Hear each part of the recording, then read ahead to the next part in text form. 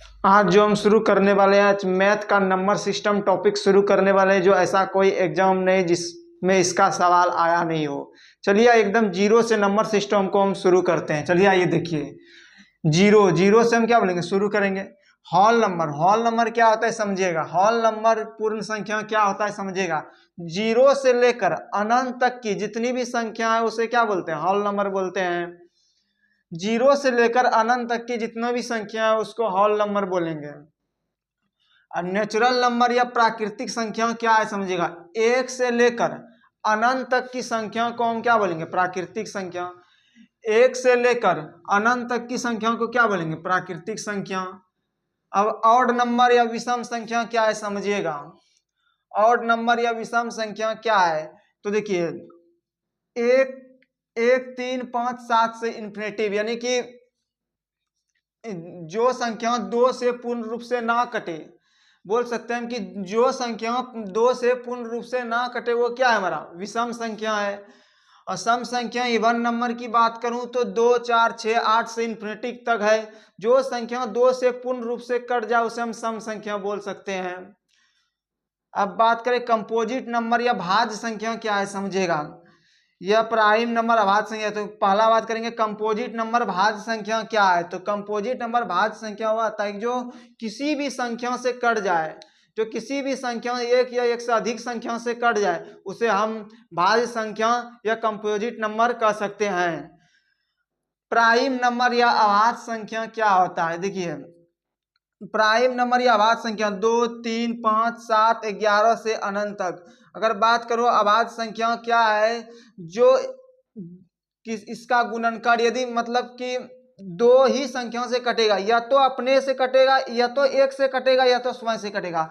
अगर अभाज्य संख्याओं की बात करूं, या तो एक से कटेगा या तो हमारा क्या होगा, स्वयं से कटेगा। दो है तो क्या होगा, दो एस कटेगा। तीन है तो क्या होगा, एक या तीन एस कटेगा। इसी को हम क्या बोलते हैं, अभाज्य संख्या कहते हैं। को प्राइम नंबर की बात करें सअभाज्य संख्या, तो हम सीधा सीधी बोल सकते हैं सअभाज्य संख्या के बारे में क्या बोल सकते हैं कि जितना भी संख्या है, जितना भी संख्या लगातार संख्या है, वो जितना भी जोड़ा है, जैसे कि 2 3 3 4 4 5 से लेकर अनंत तक की संख्या, हमारा जितना भी जोड़ा वाला संख्या है वो हमारा क्या हो जाएगा, वो हमारा को प्राइम नंबर सअभाज्य संख्या हो जाएगा। अब बात करेगा कि सबसे छोटा पूर्ण संख्या क्या है। सबसे छोटा पूर्ण संख्या की बात करें तो हमारा क्या हो जाएगा, जीरो हो जाएगा, जो एग्जाम में बार बार पूछा जाता है। और सबसे छोटा अगर प्राकृतिक संख्या का बात करेगा वो हमारा क्या हो जाएगा, एक हो जाएगा। सबसे छोटा हमारा प्राकृतिक संख्या क्या हो जाएगा दोस्तों, एक हो जाएगा। अगर बात करें ऑड नंबर विषम संख्या, तो सबसे छोटी विषम संख्या हमारा क्या हो जाएगा, एक हो जाएगा। सबसे छोटी हमारा सम संख्या क्या हो जाएगा, दो हो जाएगा। और जो ज्यादातर एग्जाम में पूछा जाता है कि सबसे छोटा भाज्य संख्या बताइए क्या होगा, तो सबसे छोटा हमारा जो भाज्य संख्या होता है वो हमारा कितना होता है, चार ही होता है। कितना होता है दोस्तों, चार होता है। और सबसे छोटा अभाज्य संख्या की बात करें तो वो कितना होता है हमारा दोस्तों, दो होता है। सबसे छोटा अभाज्य संख्या कितना होता है, दो होता है। अगर मैं बात करूं एक से लेकर 50 तक में कितना भाज्य संख्या है, अभाज्य संख्या है, तो हमारा कितना हो जाएगा पता है आप लोग को, 15 हो जाएगा। अगर वही बात करूं कि 51 से लेकर 100 तक में कितना अभाज्य संख्या है, तो हमारा इधर हो जाएगा 10।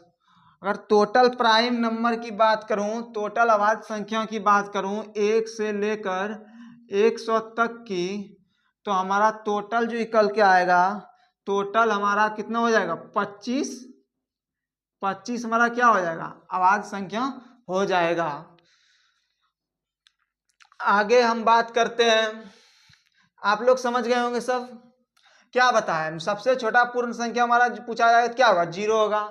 और सबसे छोटा प्राकृतिक संख्या पूछा जाएगा तो कितना होगा हमारा, एक होगा। अब सबसे छोटा भाज्य संख्या पूछा जाएगा तो हमारा कितना होगा, चार होगा। और सबसे छोटा अभाज्य संख्या पूछा जाएगा तो हमारा कितना होगा, दो होगा। चलिए आगे हम और देखते हैं।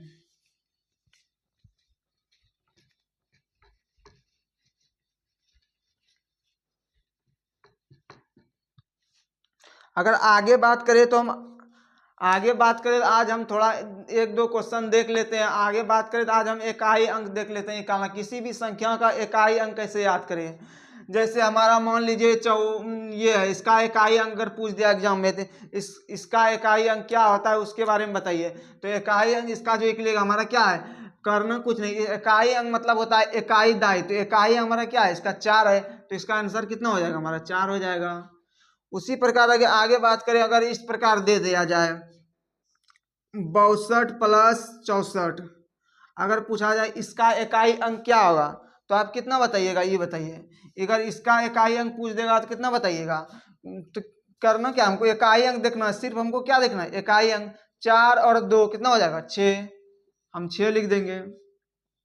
अगर इसी प्रकार इकाई अंक पूछ लिया जाए क्या, 42 गुना 43 गुना 48 का इकाई अंक बताइए। तो हमको क्या करना है, हमको सिर्फ क्या करना है, कतनो दे आ रहे हैं उससे हमको क्या मतलब है, सिर्फ हमको इकाई अंक देखना है सबका। क्या करना है, इकाई। तो हम गुना करेंगे, 3 दुना कितना हो जाएगा 6, 6 और 6 गुना 8 कितना हो जाएगा 48। 48 आया, 48 आया, लेकिन हमको क्या देखना है, इकाई अंक देखना है।